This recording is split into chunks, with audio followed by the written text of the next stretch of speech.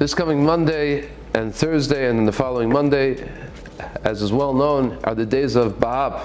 The days, one of the earliest sources for the days of Ba'ab is found in the Gemara in Kedoshim. The Gemara in Kedoshim says, Sakva deshata rigla, the most vulnerable part, the most vulnerable time of the year is the Yomim Tovim.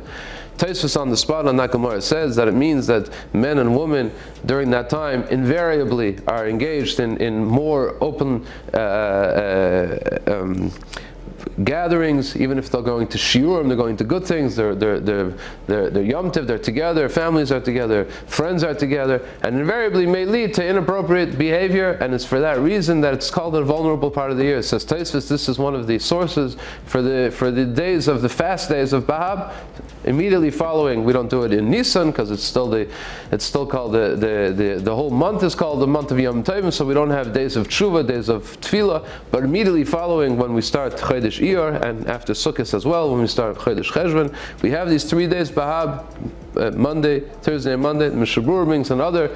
Acharei, they bring on the Shulchan Aruch, they say that there's even an earlier source for this. If you look in the book of Iyov, in Sefer Iyov, right at the beginning, it says that Iyov used to bring karbanos, special karbanos, after his children were involved in bringing the families together for celebrations. After the celebrations, which were of course on an appropriate level, but even so, even the children of Iyov on their level, but Iyov felt that afterwards he had to bring karbanos to be mechaper on any sort of inappropriate behavior that might have occurred during those gatherings, those festive gatherings.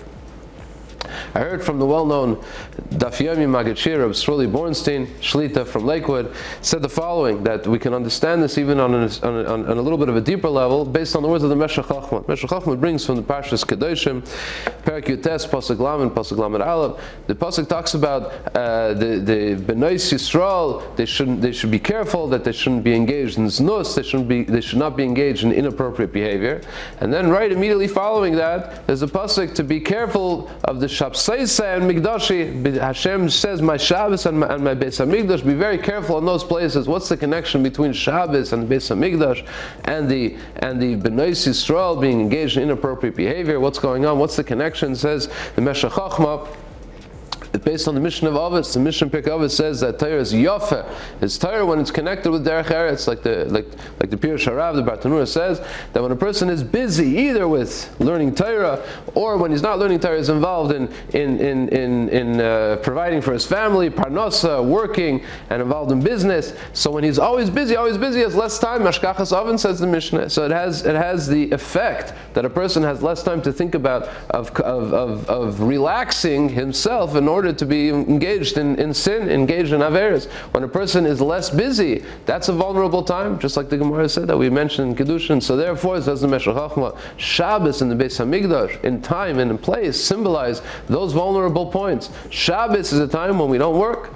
Beis HaMikdash is a place where all the Kohanim, they're engaged in very, very, very holy work, in Avodas HaKodesh, but still they're not involved in other things. They're only involved in their spiritual pursuits. And it could be that a person is less busy, there's more of a danger that a person chas v'shalom can fall into inappropriate behavior. That's the connection, says the Meshech Chochmah, between those two psukim, between the Shabbos and the Mikdash and the B'nais Yisrael being engaged in inappropriate behavior. Says Rabbi Bornstein says that could be very, very, very well connected with what we're speaking about with the days of Ba'ab. If the Meshech Chochmah is talking about a Shabbos, about one day, so Kal v'chomer, we're talking about 7 days or 8 days or 9 days in Chutz La'aretz. We're talking about Pesach and Shavuos, so many days have gone by when we were involved only in Pesach, only in the avodah of the Yom Tov of Pesach. We may have fallen to be too much relaxed in our behavior, and perhaps possibility that we may have been engaged in